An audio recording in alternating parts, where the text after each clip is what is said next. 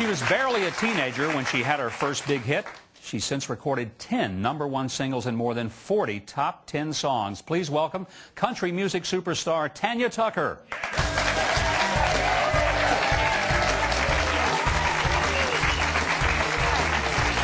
Tanya, how you doing? Good to see you. Good to see you.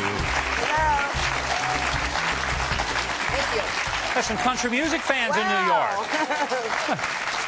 Tanya, great to have you here. Thank you. You have had an enormous career, starting back when you were 13 years old. Yes. But the last few weeks, we've seen such a tragedy with the Michael Jackson death, and people have talked about how tough it was for him to be a superstar at a young age.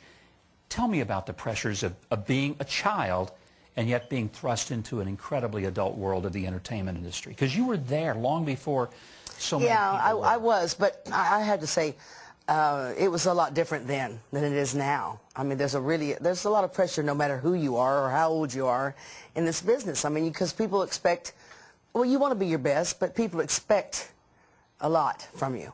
But with Michael, I always said from the very beginning, and I knew Michael, and what a wonderful person he was, and I know that he must have, to me, in my own mind, I feel like all the slander and all the things that came up about the trial was really what killed him. I mean, I can't imagine him being able to, I couldn't have handled it, and I imagine he just wanted to be not himself, you know? People forget that artists are still human beings. They have feelings and emotions. Absolutely. But it's like, you know, one more autograph, one more this, one more that, but that person that may never see you again, you know? Yeah. But my perception on Michael was, if you take a Bengal tiger when he's a baby and you put that Bengal tiger in a small little cage, he's not going to grow. Yeah. He will not ever grow. He'll stay small because Michael didn't have the chance to grow up.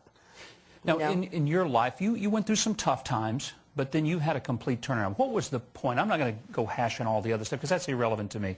But I want to talk about what was the turning point for Tanya Tucker when your life got back on track. Well, I think that I had a great family.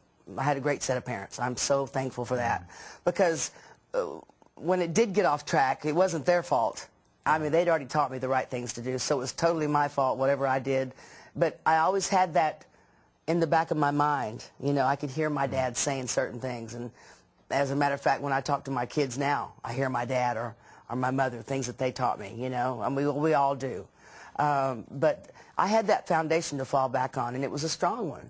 So that turned things around for me. My dad never gave up, and if you have a son or a daughter that's on drugs or alcohol, don't give up. And I don't care if you have to hog tie them, you know. This album, that's what you got to do. This album that we're going to play some cuts from in just a second, and we're about to run out of time in this segment before we go do that, dedicated to your dad, right? Yes, it is. Because my dad introduced me to all these songs. He really did. He introduced me to country music.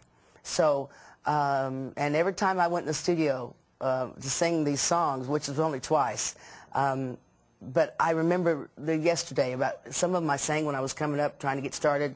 Others I'd heard all my life coming up. But my dad was always there, sing it like Hank Williams would sing it. You can't just sing a country song. You gotta feel it. And unfortunately, you're only 9 years old, which when I started singing, he said, so you got a big strike. Hank Williams songs are hard to feel when you're 9. You got a big strike against you because people are not going to believe that you've been through that. So you got to sing it with twice as much feeling. And well, he wouldn't let me off the hook either. He did not only you a great favor, he did the world a great favor by encouraging you to share your gift with the rest of us. And when we come back,